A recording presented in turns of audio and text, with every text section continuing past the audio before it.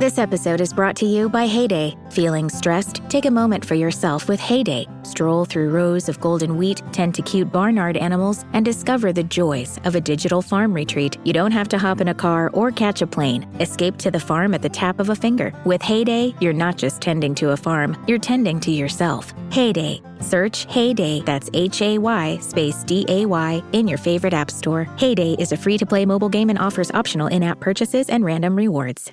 How many discounts does USAA Auto Insurance offer? Too many to say here. Multi-vehicle discount, safe driver discount, new vehicle discount, storage discount, legacy. How many discounts will you stack up? Visit USAA.com/auto discounts. Restrictions apply.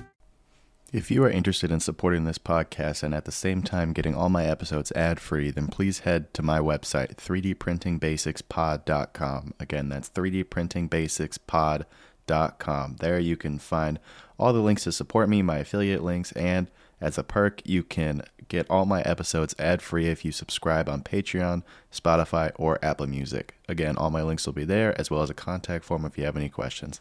Thank you, and I hope you enjoy this episode.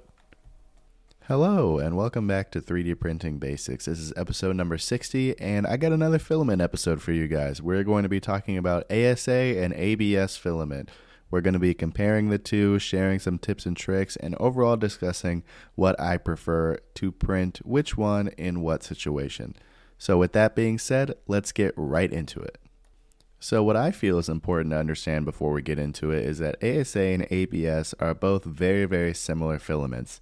ABS has been around for a lot longer, but ASA was made as a sort of more sustainable version of ABS. So they have a lot of the same characteristics with some differences here and there, which we will discuss. But I just wanted to say before we get into it, if it sounds like these two filaments have a lot of the same characteristics, that's because they are very similar filaments, and that's why I felt the need to group them together in the same episode.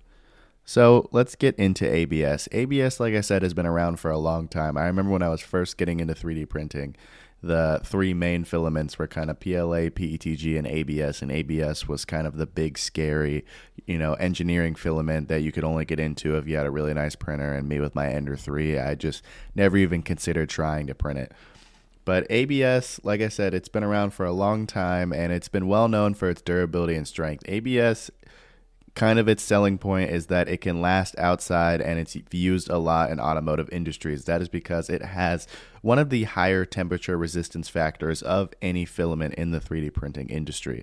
It is also incredibly durable, so not only can it hold up outside, but it is also incredibly strong, and that's why it gets used a lot in the automotive industry. It gets used in car parts because you can have parts that are directly around the engine, and even in the hot days, it can hold up just fine, and there's going to be no problems there. It also has really good post-processing techniques. You can sand it really easily, and you can also use acetone smoothing, which for those of you that don't know, it's basically just enclosing it in a tight space with some acetone in there, and then using the gases of the acetone to it melts the outside layer of the print and smooths it over, and so that it keeps its dimensional shapes and accuracy, but it looks like something that's not even 3D printing. It looks like an injection molded part. And another good thing about ABS is that it's cheap and accessible. A roll will usually cost from anywhere from $25 to $35 for the cheaper end, and it's really accessible. Almost every filament company makes ABS in some way. This episode is brought to you by PCBWay. Ready to take your electronics projects to the next level? PCBWay offers everything you need, from custom PCBs to 3D printing and even CNC machining, all under one roof. They're trusted by engineers and makers worldwide for their exceptional quality and fast turnaround. And here's a special deal for listeners of 3D Printing Basics. Use the promo code 3DPrinting2, SQUARED, to get $10 off your first order. Start your next project with PCBWay and see the difference for yourself. Head over to PCBWay.com today. And so just to recap, ABS, it's been around for a long time. It's got a good reputation, very durable, high strength, very high temperature resistance, which is why it's very popular for its use in cars. And just overall, it's a really good filament. Now, you will have some issues with printing it. First layer adhesion is very difficult. You need to run your printer really hot. The suggestions are about 250 degrees on the nozzle and 100 degrees on the bed, which is what makes it more difficult to print than just your regular everyday filament. And it is incredibly difficult to get a good first layer without any kind of help like an enclosed. You definitely need an enclosed printer if you have it. And if you have some bed adhesion glue like the Magic Goo or something like that, I would highly recommend using that as well, just to ensure that you can get a good first layer, because warping on ABS is very, very common and makes it very difficult to get a good print from it. But if you are able to lock that down and kind of get it under control to where you're consistently churning out good ABS prints with no warping and a good first layer adhesion, you can easily churn out very high quality parts, and you can really attract repair shops, mechanics, anything like that. You can really attract them if you're trying to start a business, to be able to create car parts that are easily accessible, easily recreatable, and also very cost effective. So that's something to consider if you're looking to get into printing with ABS.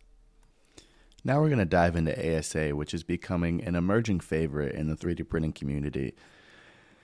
And ASA, like I said, is very similar to ABS. It's got the temperature resistance and, all the other good factors. But one thing it boasts that ABS cannot boast super well, ABS still has it, but not as good as ASA, is UV resistance. UV rays coming from the sun. ASA is really good at resisting that. It doesn't yellow. It doesn't become brittle if it sits in the sun for too long, which is another thing that's very, very popular and makes it very good for outdoor applications. And it still has the mechanical robustness and the better surface finish.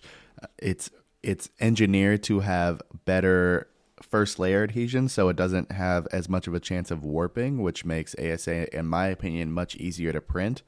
And that's why I've never printed ABS before. I've only printed ASA in my 3D printing career. I love printing with ASA.